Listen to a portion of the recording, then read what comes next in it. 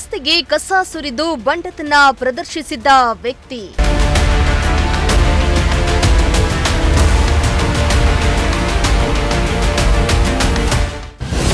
ಕಸ ಎಸೆದವರಿಂದಲೇ ಕಸವನ್ನ ಬಾಚಿಸಿದ ಪಾಲಿಕೆ ಸಿಬ್ಬಂದಿ.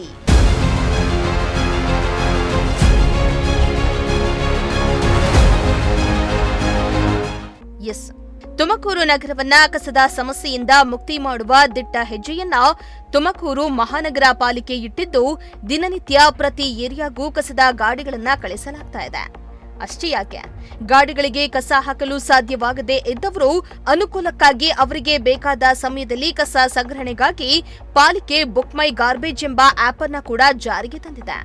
ಹೆಲ್ಪ್ಲೈನ್ ಮೂಲಕ ಮಾಹಿತಿ ತಿಳಿಸಿದ್ರೆ ಪಾಲಿಕೆ ಸಿಬ್ಬಂದಿ ಕಸವನ್ನ ಸಂಗ್ರಹಿಸಿಕೊಂಡು ಹೋಗ್ತಾರೆ.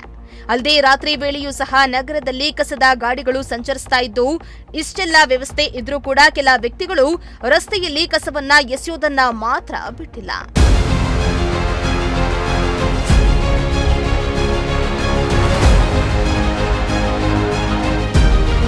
ಹೌದು, ಮಹಾನಗರ ಪಾಲಿಕೆ ಕಸದ ಸಮಸ್ಯೆ ನಿವಾರಿಸಲು ಎಷ್ಟೆಲ್ಲ ವ್ಯವಸ್ಥೆಗಳನ್ನ ಮಾಡಿದೆ.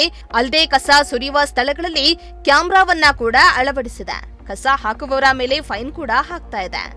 ಇಷ್ಟಾದ್ರೂ ಕೂಡ ಜನ ಮಾತ್ರ ಎಚ್ಚೆತ್ತುಕೊಳ್ತಾ ಇಲ್ಲ. ಇತ್ತ ರಾತ್ರಿ ವೇಳೆ ಬೈಕ್ನಲ್ಲಿ ಬಂದ ವ್ಯಕ್ತಿಯೋರ್ವ ಚೀಲ ಹಾಗೂ ಡಸ್ಟ್ಬಿನ್ ಸಮೇತ ಕಸವನ್ನ ತಂದು ಬನಶಂಕರಿ ರಸ್ತೆಯಲ್ಲಿ ಎಸ್ದು ಹೋಗಿದ್ದ.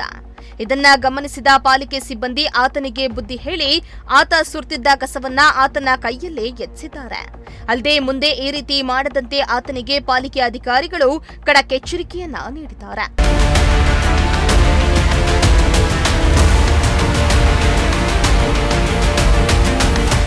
ಒಟ್ನಲ್ಲಿ ರಸ್ತೆ ಬದಿ ಕಸ ಹಾಕುವವರ ವಿರುದ್ಧ ಪಾಲಿಕೆ ಬಿಸಿ ಮುಟ್ಟಿಸುವ ಕೆಲಸ ಮಾಡಿದ್ದು, ಏನಾದರೂ ಜನರು ಎಚ್ಚೆತ್ತುಕೊಂಡು ತುಮಕೂರು ನಗರವನ್ನ ಕಸದ ಸಮಸ್ಯೆಯಿಂದ ಮುಕ್ತಿಗೊಳಿಸುವ ನಿಟ್ಟಿನಲ್ಲಿ ತುಮಕೂರು ಪಾಲಿಕೆಯ ಜೊತೆ ಕೈ ಜೋಡಿಸುವ ಕೆಲಸ ಮಾಡಬೇಕಾಗಿದೆ.